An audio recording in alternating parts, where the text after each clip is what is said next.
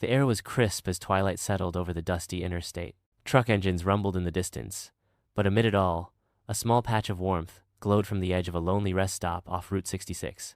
There, under the soft orange glow of a flickering lamppost, a man in his 30s crouched beside a portable stove. He stirred a pot of spaghetti, steam rising into the cool air. Across from him, perched on a plaid picnic blanket, sat a wide-eyed little girl with blonde curls tucked into a knitted beanie. She hugged a teddy bear and watched her father like he was a magician, conjuring dinner from nothing. "Smells good, Daddy," she beamed. "Chef's special." He smiled, but behind the calm was exhaustion. Jake was a single dad with a broke-down car, half a tank of gas, and only enough left in his wallet to buy canned tomatoes and a pack of spaghetti. But tonight wasn't about problems. Tonight was about keeping his promise.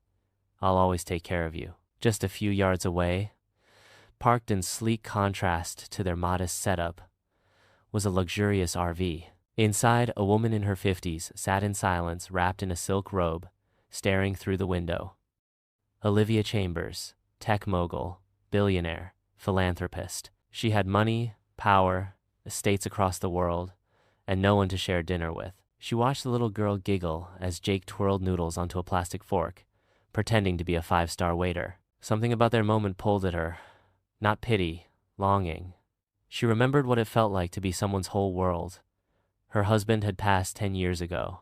Her son. Well, he hadn't called in sick. She hadn't planned to stop here. Just needed a break from the interviews, the expectations, the headlines, but now she couldn't look away. Then came the twist.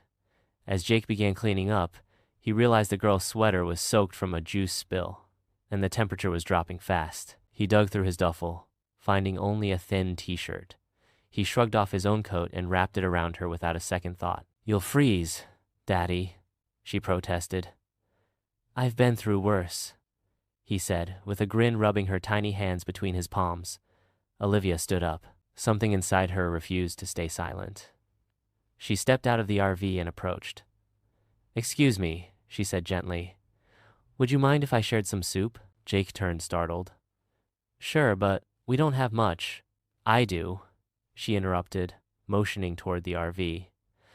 "I have more than I need, and I wouldn't mind the company." They sat together, this unexpected trio, sipping steaming bowls of lentil soup at the same rest stop table.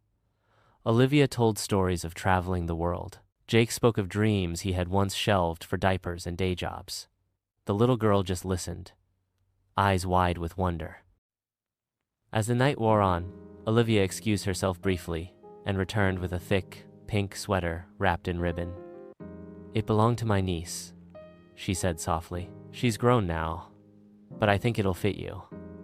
The girl clapped. "It's so soft." Jake's voice cracked. "I don't know what to say. You already said it." Olivia replied, eyes glistening.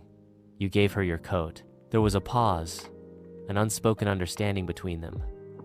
Two people from opposite worlds connected by something no wealth could buy. Heart. 1 week later, a tow truck pulled into a quiet neighborhood. Jake stood in silence, his daughter spinning in her pink sweater on the front lounge. Epilogue kindness is never wasted. Sometimes it's a bowl of soup at a rest stop. Sometimes it's a coat in the cold.